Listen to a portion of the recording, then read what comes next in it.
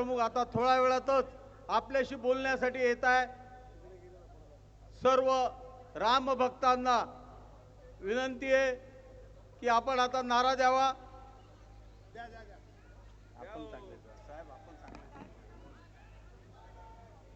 मी म्हणणार जय श्रीराम, तुम्ही म्हणायचं जय जय श्रीराम। जय श्रीराम, जय श्रीराम, जय श्रीराम, जय श्रीराम, जय श्रीराम, जय श्रीराम, माननीय जय जय श्रीराम, माननीय जय जय श्रीराम, जय जय श्रीराम, जय जय श्रीराम। हिंदुराज सम्राट शिवसेना प्रमुख बाळासाहेब ठाकरे यांचा उद्धवजी ठाकरे तो मागे म्हणू। जय श्रीराम। पक्षप्रमुख आता मंचावर आपल्या समोर या ठिकाणी येत आहे।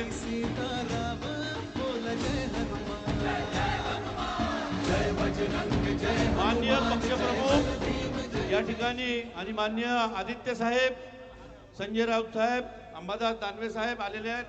माननीय पक्षप्रमुख उद्धव साहेब यांना प्रभू जय श्रीरामाची जी मूर्ती आहे त्यांचा हार अर्पण करण्यासाठी विनंती करतो आहे। माननीय उद्धव साहेब आणि सर्व सन्माननीय नेते या ठिकाणी हार अर्पण करत आहेत। त्याचप्रमाणे छत्रपती शिवाजी महाराजांना हार अर्पण करत आहे। बोलो छत्रपती शिवाजी महाराज की, छत्रपती शिवाजी महाराज की।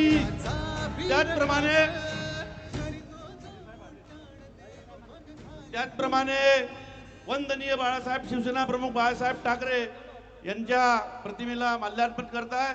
हिंदू जय सम्राट शिवसेना प्रमुख बाळासाहेब ठाकरे यांना जय भवानी, जय श्रीराम।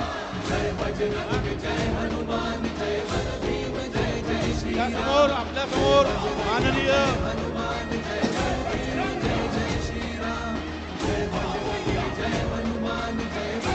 आवाज माननीय पक्षप्रमुख उद्धव बाळासाहेब ठाकरे आपल्या समोर या ठिकाणी बोलतील।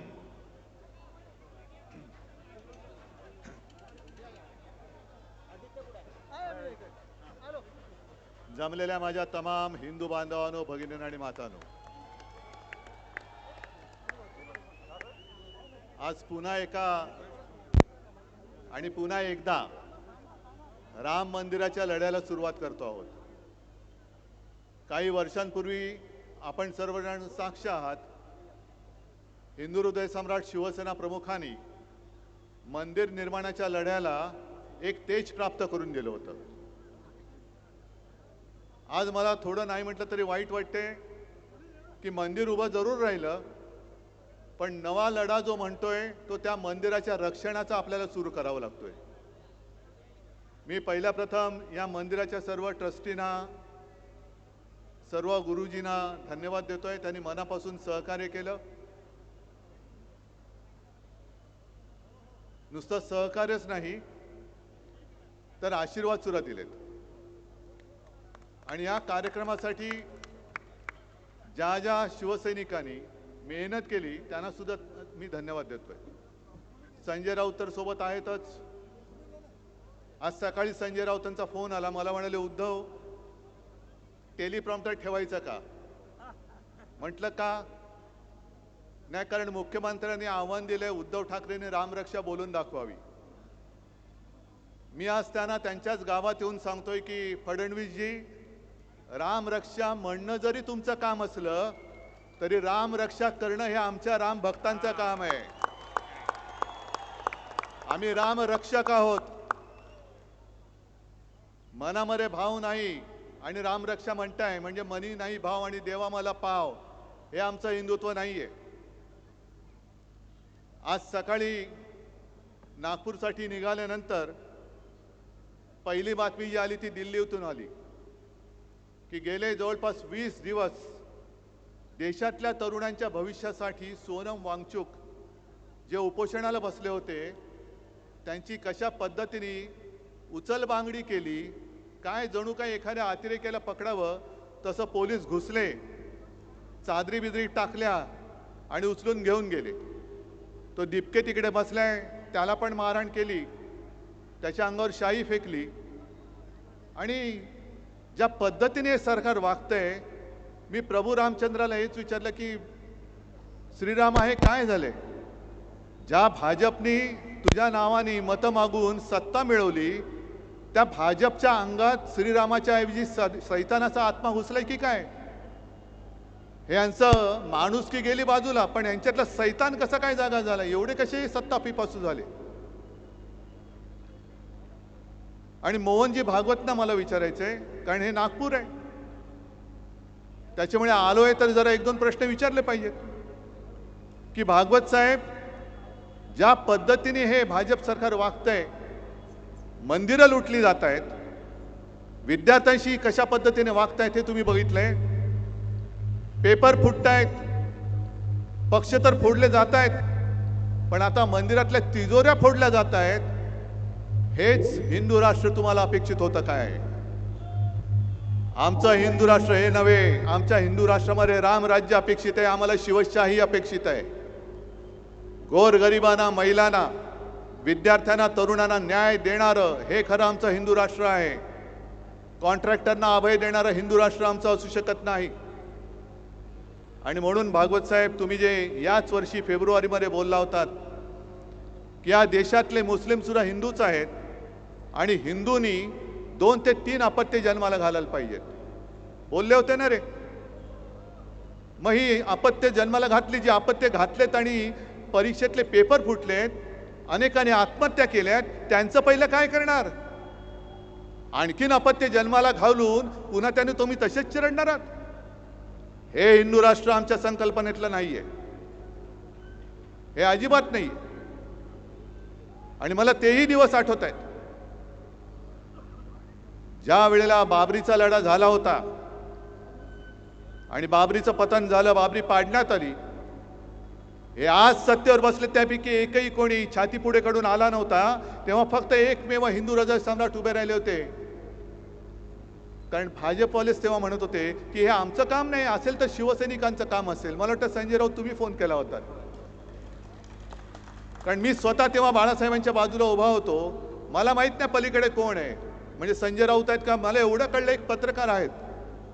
आणि बाळासाहेबांनी उत्तर दिलं होतं की जर हे काम माझ्या शिवसैनिकांनी केलं असेल तर त्यांचा मला गर्व आहे, आणि गर्व से कहो हम हिंदू है, ही घोषणा त्यांनी बुलंद केली होती. अनेक कारसेवकांनी तुरुंगवास भोगला, अनेकांनी बलिदान केलं, अनेक जण त्यावेळेला झालेल्या पोलीस अत्याचारामध्ये कायमचे अपंग झाले. बाळासाहेबांनी जो धोका डोक्यावरती घेतला होता, अनेक जणांनी जे बलिदान केलं, हे यांच्या चोरांच्या पोटापाण्याची सोय करण्यासाठी नव्हतं केलेलं.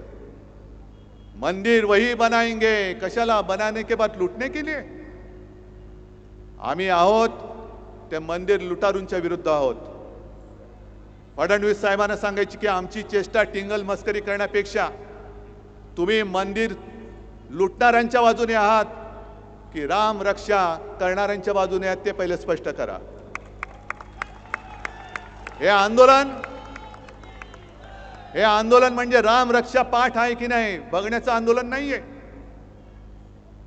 हे एखाद्या वर्गाच्या मॉनिटर सारखं बोलू नका. राम रक्षा पाठ आहे की नाही. राम रक्षा म्हणजे आज जे आपण नेहमी म्हणतो की रामाने आपली रक्षा केली पाहिजे, आज राम भक्तांना रामाची रक्षा करण्याची वेळ या रामाच्या नावाने मत मागून सत्तेत आलेल्या भाजपच्या कारभारामध्ये आपल्याला करावी लागते. याच्यासारखं हिंदूंचं दुर्दैव कोणतं? आणि कोणतं असं क्षेत्र आहे की ज्याच्यामध्ये भ्रष्टाचार नाहीये? केदारनाथच्या मंदिरात चोरी झाले, बद्रीनाथच्या मंदिरात चोरी झाले, उज्जैनमध्ये जमीन घोटाळा झालेला आहे, अयोध्येमध्ये जमीन घोटाळा झालेला आहे. अयोध्येमध्ये सुद्धा मंदिराच्या नावाने स्वस्तात जमिनी घेतल्या गेल्या आणि शतपटीने किमती वाढून ट्रस्टला विकल्या गेलेल्या आहेत. हे मी नाही म्हणत, बाकी सगळे म्हणतायत. अनेक जण जे साधू आहेत ते आज राग व्यक्त करतायत, संताप व्यक्त करतायत. आणि एका साधूने तर सांगितलं हे तो मंदिर नाहीये, हे तर म्हणे पैसा गोळा करण्याचं केंद्र झालेलं आहे भाजपचं, ATM. आणि मग आणखीन काही जणांनी म्हणाले की तिथे जो काही पैसा गोळा केला गेला, तिथे जो काय तिजोरीवरती डल्ला मारला गेला, त्यातून आमदार खासदार विकत घेतले गेले. आज मला त्या गद्दारांना सुद्धा बोलायचंय, विचारायचंय. माझ्यावरती आरोप करत होतात बाळासाहेबांचे विचार सोडले. अरे मी बाळासाहेबांचा विचार घेऊन आज सुद्धा ठामपणाने उभा आहे. मंदिर चोरांना आम्ही जाब विचारायला उभे आहोत. तुमच्यामध्ये जर हिंमत राहिली असेल तर तुम्ही भाजपला प्रश्न विचारून दाखवा. त्यांच्या घरचे पाणके हो नका. तुमच्यामध्ये जर हिंदुत्वाचं अस्सल रक्त असेल, या गद्दारांच्या अंगामध्ये हिंदुत्वाचं अस्सल रक्त असेल, तर त्यांनी मंदिर चोरांविरुद्ध आपली भूमिका स्पष्ट करायला पाहिजे. का नाही करत? कारण यांच्यामध्ये दम राहिलेला नाही. लाचार होणारा हा खरी हिंदू नाहीये. इथे जमलेत सगळ्यांच्या डोक्यामध्ये नुसत्या भगव्या टोप्या नाहीयेत.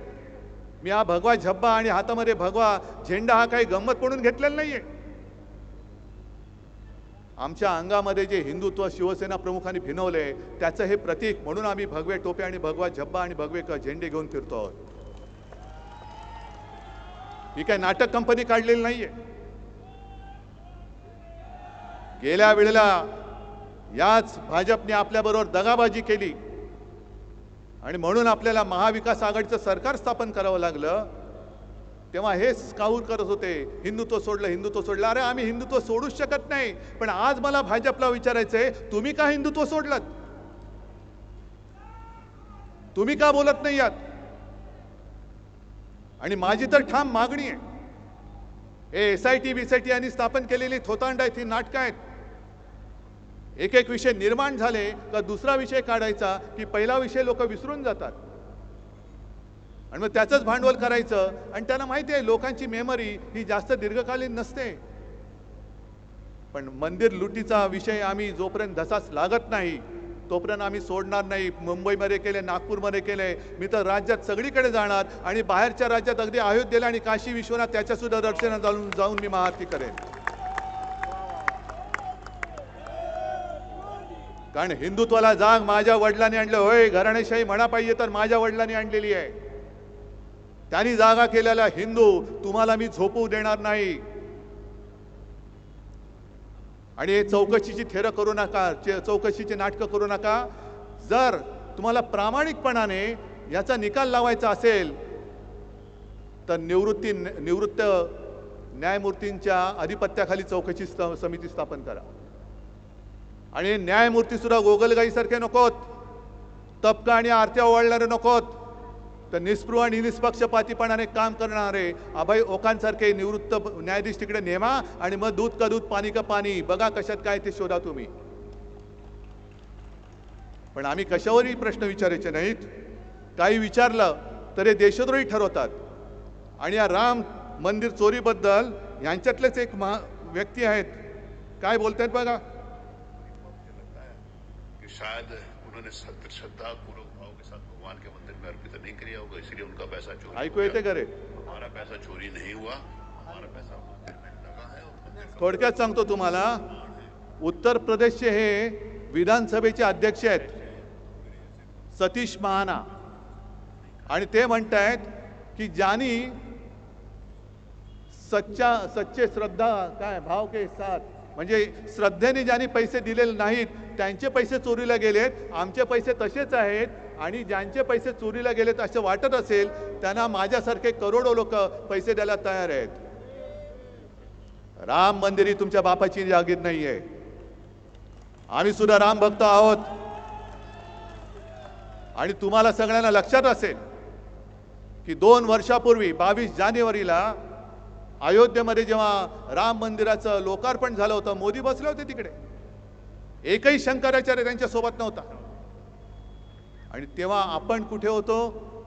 आपण नाशिकच्या काळाराम मंदिरामध्ये होतो.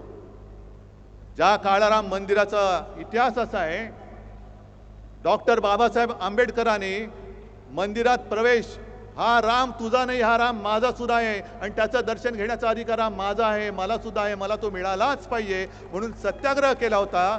तेच ते राम मंदिर. आणि दुसऱ्या दिवशी 23 जानेवारीला मी जाहीर सभेत बोललो होतो आम्ही जय श्रीराम जरूर बोलतो, जय शिवराय, जय श्रीराम, पण आम्हाला राम पाहिजे, तो भाजप मुक्त राम पाहिजे. त्या आंदोलनाची सुरुवात आहे भाजपा मुक्त राम. आणि ही चोरी, हा दरोडा, हा केवळ दानपेटीवरचा नाहीये, तर हा दरोडा तमाम हिंदूंच्या भावनेवरती, तमाम हिंदूंच्या श्रद्धेवरती घातलेला या मंदिर चोरांनी घातलेला दरोडा आहे. आणि न्यायमूर्ती तुम्ही झालं पाहिजेत. या देशातला, या जगातला प्रत्येक हिंदू या चोरीबद्दल न्यायाधीश म्हणून त्यांनी न्याय निवाडा केला पाहिजे. अटल बिहारी वाजपेयी जे बोलले होते, जेव्हा एक दंगल झाली होती, मला वाटतं भिवंडीच्या आसपास, तेव्हा वाजपेयीजी बोलले होते की अब हिंदू मार नहीं खाएगा. मग मी आज तुम्हाला सांगतोय, तुम्ही कसे हिंदू झाले पाहिजेत. जे चोर आहेत त्यांना ठणकावून सांगा, अब हिंदू माफ नहीं करेगा. हिंदू नुसता जागा नाही, हिंदू आता पेटलेला आहे. आज आम्ही सगळ्यांना आमंत्रण दिले होते. देवेंद्र फडणवीसांना दिलं होतं, मोहनजी भागवतांना दिलं होतं, सगळ्यांना. अगदी काँग्रेसची लोक सुद्धा माझ्यासोबत आहेतच. खासदार आहेत, सुनील केदार आहेत, आणखीन कोण कोण आहेत बघा. मी हिंदुत्व सोडलं का यांनी हिंदुत्व धरले. हे राम म्हणजे कोणाची तुमची खाजगी मालमत्ता नाही हो. भाजपचे कोणी आहेत का इकडे? सगळे राम भक्त आहेत. भाजपचे कोणी आहेत? मग हिंदुत्व कोणी सोडलंय? मंदिर चोरांची बाजू घेणारा राम भक्त असू शकत नाही. म्हणून मला फडणवीसांना सांगायचंय की शब्दाचे खेळ करू नका. राम रक्षा येते की नाही? राम रक्षा स्तोत्र येत नसेल, पण मला रामाची रक्षा करायला येते आणि ते केल्याशिवाय मी राहणार नाही, मागे नाही हटणार. जर तुम्हाला असं वाटत असेल की केवळ तुम्हाला राम रक्षा म्हणता येते म्हणून तुम्हाला मंदिराची चोरी क्षम्य आहे, अजिबात नाही. तिकडे लाखो करोडो हिंदूंच्या भावनांनी बांधलं गेलेलं ते मंदिर आहे. गावागावात शिवसेना प्रमुख फिरलेले आहेत, गावागावात शिवसैनिक फिरलेले आहेत. अनेक जणांनी अनेकांनी केसेस अंगावर घेतलेले आहेत, पोलिसांचा मार खाल्लेला आहे. छातीवरती वळ उठला तरी मागे न हटता अयोध्येला जाणारे आमचे शिवसैनिक आहेत. आणि त्या शिवसैनिकांना सोबत घेऊन राम रक्षा म्हणण्याचं नव्हे, तर राम रक्षा करण्याचा हा लढा मी आजपासून सुरू करतो आहोत. चोरानो मध्ये येऊ नका, चोरानो मध्ये येऊ नका.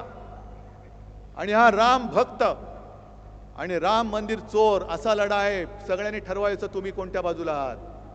राम भक्तांच्या बाजूला आहात की मंदिर चोरांच्या बाजूला आहात? हे फडणवीसांनी उत्तर द्यावं, भागवत साहेबांनी उत्तर द्यावं की तुम्ही कोणाच्या बाजूला आहात. कारण तुमचं जिथे राज्य आहे त्या उत्तर प्रदेशचे अध्यक्ष जर ह्या एवढ्या मस्तवालपणाने बोलत असतील आणि तुम्हाला कोणाला काही वाटत नसेल, तर तुमचं हिंदुत्व हे ढोंगी आहे. आज हे मी तुमच्या नागपूरमधून तुमच्यावरती आरोप करतोय. हा लढा जो आहे हा केवळ मुंबई नागपूर पुरता मर्यादित ठेवून चालणार नाही. जसं मी म्हटलं की मी सगळ्या प्रमुख शहरात जाणार आहे, इतर राज्यात सुद्धा जाणार आहे. तुम्ही जिथून जिथून आलात, ज्या गावातनं आलात, ज्या खेड्यातनं आलात, 5 असतील तर 5, 10 असतील तर 10, 25 तर 25, 50 तर 50, पण राम रक्षेचा हा लढा तुम्हाला गावोगावी खेडोपाडी नेलाच पाहिजे. कारण रामाच्या नावाने मतं मागितलेली ही लोक ज्या पद्धतीने वागतायत, शेतकऱ्यांची कर्जमुक्ती अजूनही झालेली नाही. जसा तो एक जमाना होता, मंदिर वही बनाएंगे लेकिन तारीख नहीं बताएंगे, तसं कर्जमुक्तीच्या बाबतीत होत चाललेलं आहे. निवडणुकीच्या आधी लाडकी बहीण म्हणून योजना जाहीर केली, आता जवळपास 92 लाख महिलांना त्यातून वगळून टाकलेलं आहे. निवडणुकीच्या आधी ज्या महिलांना साडी देत होते त्या साड्या सुद्धा आता देणं यांनी रद्द करून टाकलेलं आहे. म्हणजे जेव्हा जेव्हा ज्याची गरज असते ती गरजेपुरतं वापरायचं आणि फेकून द्यायचं. आता तर प्रभू श्री रामाला सुद्धा फेकून द्यायला निघालेत. एवढे नीच राज्यकर्ते यापूर्वी मी कधी पाहिलेले नव्हते, आजपर्यंत मी कधी पाहिले नव्हते. पण कर्तव्य आपलं आहे. त्यांना जर असं वाटत असेल की आम्ही काही केलं तरी चालतंय, आम्ही चालू देणार नाही. आज सुद्धा बाळासाहेबांनी उभा केलेला कट्टर कडवट देशाभिमानी हिंदू हा तुम्हाला जाब विचारण्यासाठी तुमच्या समोर उभा राहिलेला आहे. आणि ज्याप्रमाणे आजच्या आंदोलनाला मी सर्व पक्षांना हाक दिली होती की पक्ष बाजूला ठेवा, हा हिंदुत्वाचा लढा आहे, तसंच उद्या आम्ही मुंबईमध्ये करतोय ते सोनम वांगचुक आणि अभिजित दिपके यांनी जो लढा तिकडे उभारलेला आहे त्या लढ्याला पाठिंबा देण्यासाठी मुंबईमध्ये मी उद्या आंदोलन करतोय. तुम्हाला सुद्धा शक्य असेल उद्या तुम्ही सुद्धा आंदोलन करा. जिथे जिथे तुम्हाला जे जे करता येणे शक्य शांततापूर्ण मार्गाने ते करा. अनेकांनी मला विचारलं तुम्ही दिल्लीला जाणार का? म्हटलं जरूर जाईन, पण नुसता कोरड्या शब्दांनी त्यांचं मी समाधान करायला जाणार नाही. पहिले इकडे मी आंदोलन करेन, पहिले मी त्यांना इकडे पाठिंबा रस्त्यात उतरून दाखवेन आणि मग मी त्यांना भेटायला जाईन. कारण सोनम वांगचुक हे 20-25 दिवसापूर्वी, आता उपोषणाला 20 दिवस झाले, त्याच्या आधी 8-10 दिवस म्हणजे गेल्या महिन्यात ते घरी येऊन मला भेटून गेले. अभिजित दिपकेशी सुद्धा माझं बोलणं झालेलं आहे. आणि उद्याचं सुद्धा जे आंदोलन आपण मुंबईमध्ये करतोय तिथे सुद्धा आज या चॅनलच्या माध्यमातून मी सर्व पक्षाच्या सर्व भाषिकांना आवाहन म्हणजे विनंती करतोय की हा जो लढा आहे, जसा हिंदुत्वाचा मंदिर चोराविरुद्ध ढोंगी हिंदूंविरुद्ध आहे, तसाच उद्याचा लढा हा आपल्या देशाच्या भविष्य असलेल्या युवकांसाठीचा लढा आहे. मी तिथे जात पात धर्म मानत नाही. ज्यांना युवकांबद्दल आस्था आहे, ज्यांना ही दडपशाही चाललेली ती मंजूर नाहीये, ते सगळेजण उद्या तिकडे यावेत हे आमंत्रण मी आज या चॅनलच्या माध्यमातून सगळ्यांना देतोय. आणि आजपासून हा राम रक्षा म्हणजे रामाचं रक्षण, मंदिराचं रक्षण हे राम भक्तांना करावं लागतंय. त्या लढ्याची सुरुवात होते. तयारी आहे तुमची? ही ठिणगी इकडे टाकलेली आहे. या ठिणगीचा वेगळा वणवा हा राज्यभर नेण्याचा, निदान विदर्भात नेण्याचं काम हे तुम्हाला करावं लागणार आहे. कारण हा विदर्भच नेहमी भरघोस मताने भाजपला निवडून आणून देत असतो. जर विदर्भाने त्यांचा पाठिंबा भाजपच्या मागणं काढला तर भाजप भुसकन खाली पडल्याशिवाय राहणार नाही. आणि का काढणार नाही? केवळ हिंदुत्व म्हणून नाही तर शेतकऱ्यांची फसगत होते, बहिणींची फसगत होते. आणि हिंदुत्वाचं ढोंग घेऊन सत्तेवर आलेली ही लोक, यापुढे आम्ही तुम्हाला मत देणार नाही. आम्ही जय शिवराय आणि जय श्रीराम बोलणारे अस्सल कट्टर हिंदू आहोत हे दाखवून द्या आणि भाजपला त्यांची जागा दाखवून द्या, एवढीच विनंती करतो आणि आपली रजा घेतो. जय हिंद, जय महाराष्ट्र.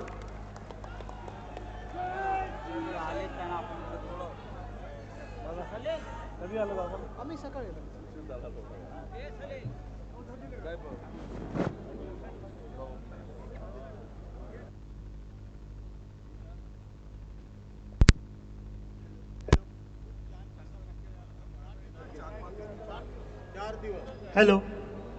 सियावर श्री रामचंद्र की, पवन सुत हनुमान की, जय भवानी, जय भवानी. आवाज कुणाचा? जय श्रीराम. जय बजरंगा, भीमरूपी महारुद्रा.